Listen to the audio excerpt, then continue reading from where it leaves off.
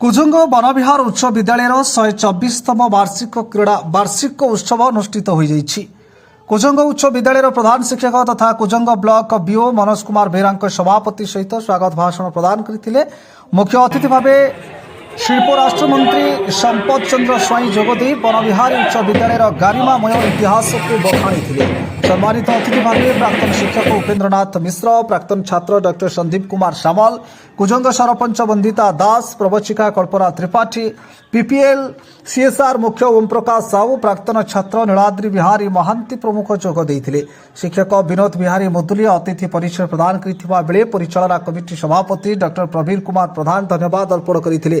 सर्वशेष कुर्ती छात्र छात्री मानकु मंत्री संपत चंद्र स्वाई पुरस्कार वितरण करथिले।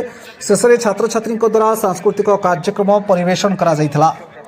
कुजुंगुर संतोष बेहरा रिपोर्ट, तुलसी क्षेत्र न्यूज। स्वामी विवेकानंद गोटे कथा कहिथिले, छात्र छात्री मानकु मोर सब अनुरोध दुई तीन कथा कहि समस्त मानिबो तो मानिबो समस्ते।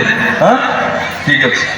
आमे समस्ते पिता माता गुरुजन मानकु सर्वदा सम्मान एवं भक्ति दबा दबा दौच दौच यदि भल कि दबा आगे जो मैंने दौरान जमती जीवन व्यापी देवे एवं समस्ते समयानुवर्तिता हवा दरकार।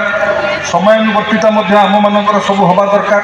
आमे सब बेले चेष्टा करिबा रहिबा एवं दैनंदिन जीवन में आमे जहाँ करूचे दैनंदिन जीवन में आमे सब जहाँ करूचे ताकू सब नोट्स करी राति रे रख जे मु आज कौन कली ताकू तो पढ़िबे। निश्चित भाव में नेक्स्ट मास को आपण जीवन में जे गुरु को आशीर्वाद रे लक्ष्य प्राप्ति हब।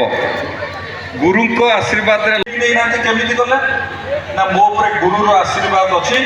गुरु आशीर्वाद रहिले लक्ष्य प्राप्ति हब। तेणु आमर लक्ष्य ठीक हवा दरकार, लक्ष्य प्राप्ति सुनिश्चित हब।